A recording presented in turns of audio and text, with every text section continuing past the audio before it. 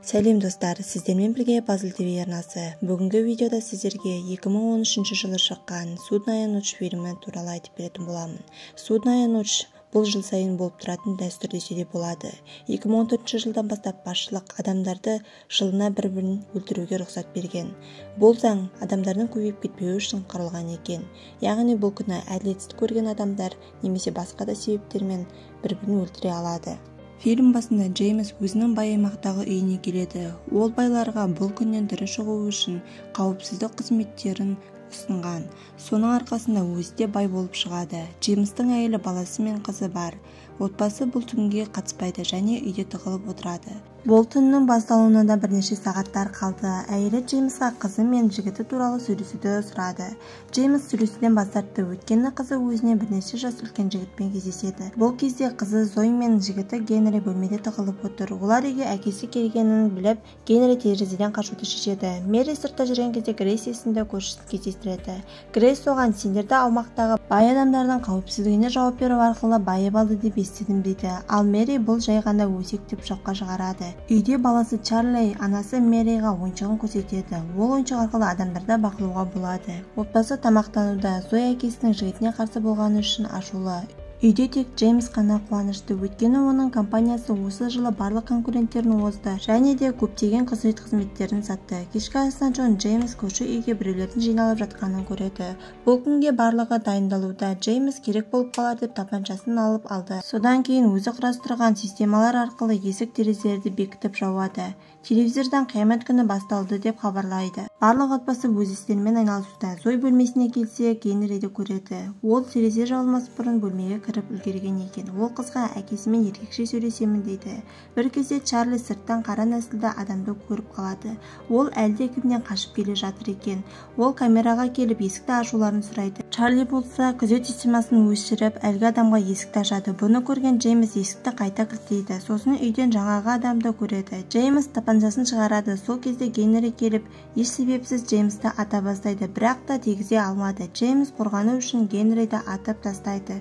Зой келіп өлім аузында жатырған жігітін Генриді бөлмеге әкеледі. Зой жігіттің өлетінін біледі, бірақ та оған көмектесе алмады. Джеймс баласы мен әйелін қауіпсіз жерге тығады да әлгі жігітті іздестіруге кетеді. Ол үйден Генридің мәйітін көреді. Зой анасына келіп, Генри бұлай жасайды деп ойламадым деп жылайды. Және қашып кетіп басқа жаққа тығылып қалады. Бірнеше минуттан соң әлгі үйге маска киген біреулер келеді. Олардың бастығы камераға келіп өзін таныстырады. Сосын әлемді жаман адамдардан тазартамын деп айтады. Қара нәсілді жігітті үйден шығар дейді. Ол Джеймске шарт қояды. Қара жігітті бір сағатты шығармасаңдар техника келіп үйлеріңді ашып отбасыңды өлтіріп кетемін дейді. Сосын бандиттер үйдегі жарықты өшіріп тастайды. Осы кезде Джеймс күзет техникасының оларға қарсы тұра алмайды дейді. Сондықтан отбасы қара нәсілді жігітті тауып оларға беруді шешеді. Чарли әкесінің шешіміне ол бандиттерді көріп қара баланы аяп кетеді, бірақ оған көмектесе отбасына қауіп төнеді. Чарли ойыншығымен әлгі жігітті тауып алады. Сосын оған жол көрсетіп өз бөлмесінде шкафқа апарады. Осы сәтте Мэри қашқынды ұстап ала жаздады, бірақ та байқамай қалды. Кішкенеден соң бандиттердің бастығы Джеймсті сөйлесуге шақырады. Ол қашқын жігітті тез әкеліңдер, әйтпесе техника әкелемін дейді және жанындағы адамдарды тыңдамағаны үшін атып тастайды. Бұны көрген Джеймс қашқынды тауып әкелемін деп кетіп қалады. Бұл кезде Зой қара жігіттің тығылып отырған жеріне келеді. Қашқын Зойды кепілге алады. Мұны естіген Джеймс жүгіріп келеді. Жігіттің оған ешкімге зияны тигізгісі келмейтінін айтады және де өлгім келмейді дейді. Джеймс бұған ашуланып, оған төбелес ашады. Ол қара нәсілді жігітті атады, бірақ жігіт тірі қалады. Джеймс әйелін шақырып, екеуі қашқынды скотчпен байлап тастайды. Чарли болса оны аяп әке-шешесін жек көріп тұрады. Мэри қашқынды байлап болып, бұл дұрыс емес дейді. Қашқынды байлап болып, баласы екеуі кетіп қалады. Сосын Джеймс қызын таңертеңге дейін шыда, бәрі жақсы болады дейді.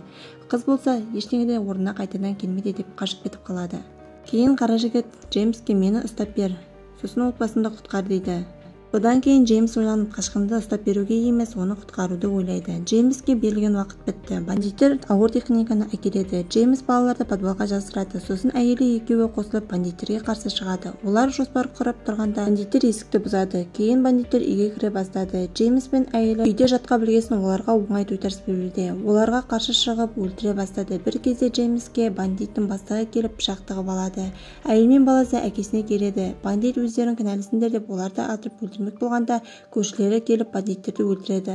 Грейс бастаған топ барлық үйде жүрген бандиттердің барлығын өлтіріп болады. Джеймс ауыр жарақаттан қайтыс болады. Мэри көршілеріне рахмет айтады, бірақ көршілері олардың өлтіруге келгенін айтады. Мэриге сендер біздер арқылы байыдыңдар деп айқайлайды. Мэри оған балаларға тиіспеші деп өтінуде. Алайда Грейс алмаушылықтың кесірінен балаларды өлтіруге дейін бармақ. Осы кезде отбасы өлімге дайындалып құшақтасып жатырғанда қара нәсілді жігіт келіп, оларды құтқарып қалады. Ол көршілердің біреуін атып өлтіреді. Грейсті тұтқындайды. Түннің бітуіне де санаулы минуттар қалды. Мэри жақын деп санаған адамдардың барлығы шын мәнінде екі жүзді болып шығады. Таң атуға 1-2 минут қалғанда Грейс Мэриді тағы өлтіруге тырысады. Мэри оны мылтықпен ұрып басын үстелге соғады. Сыртта сиренаның дыбысы шығады. Түн аяқталғаннан кейін барлық отбасы үйлеріне тарайды.